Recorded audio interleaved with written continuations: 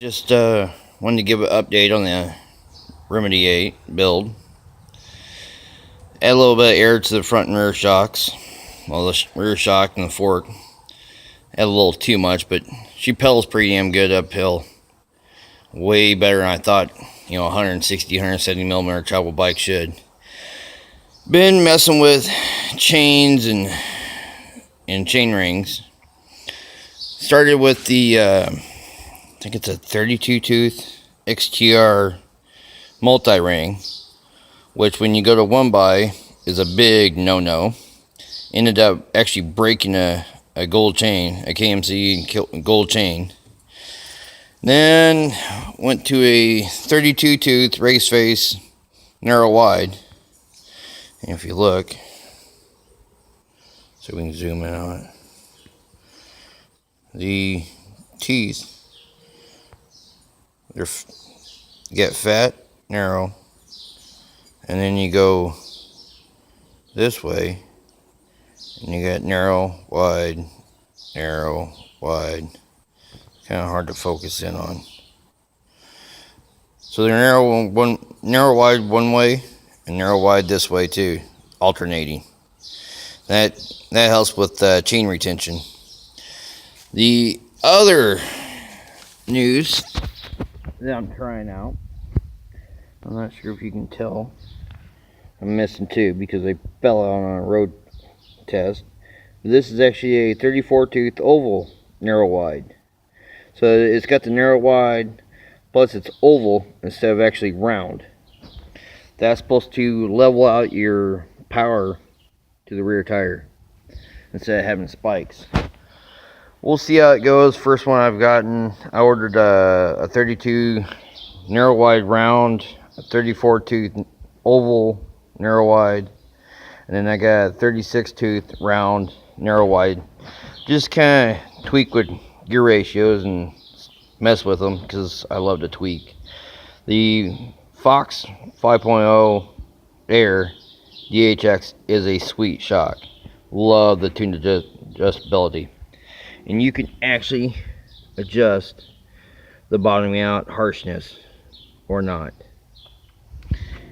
And let's see here, grab these rings, and you can adjust. You can't actually turn off pro pedal. It's just a firm or hard. As you can tell on the let's see here, see if it will focus in. It's a minimum or maximum. It won't actually focus in, but right there it's minimum, and then you got max over here. That's max, that's minimum, and that's that controls the cushioning. But this shock's actually mounted upside down in this frame. If you can tell, some can see that or not, but that's because of clearance.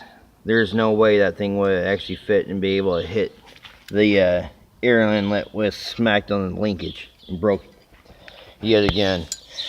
The Manitou Matic Pro, love it. Love the I think they're wave rotors, 203 millimeter.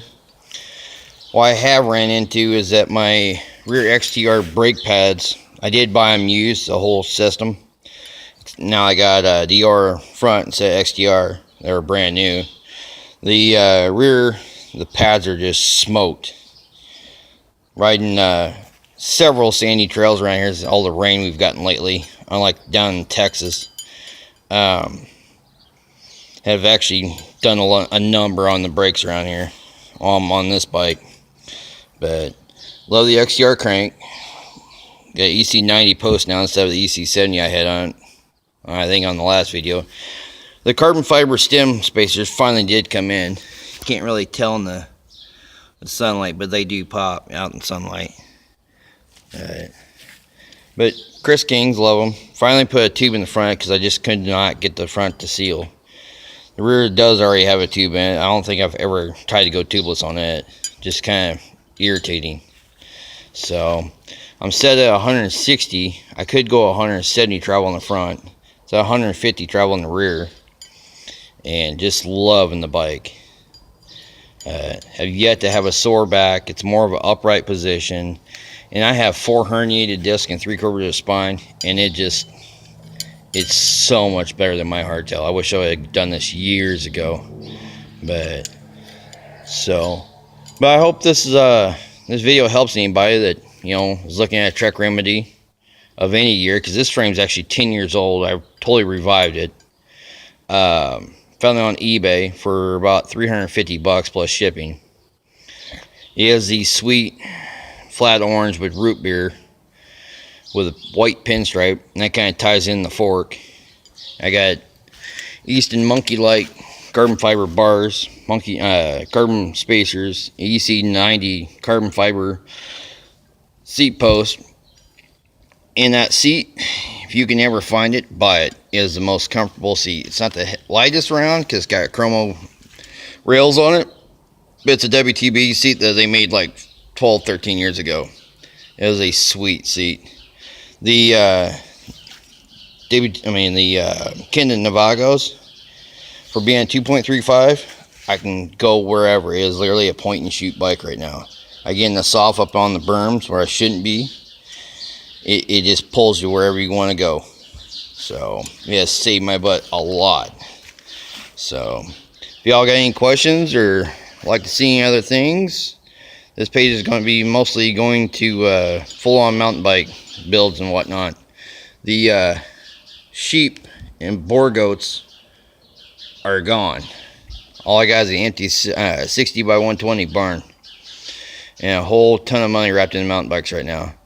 So if y'all like, please subscribe. See you in the next video.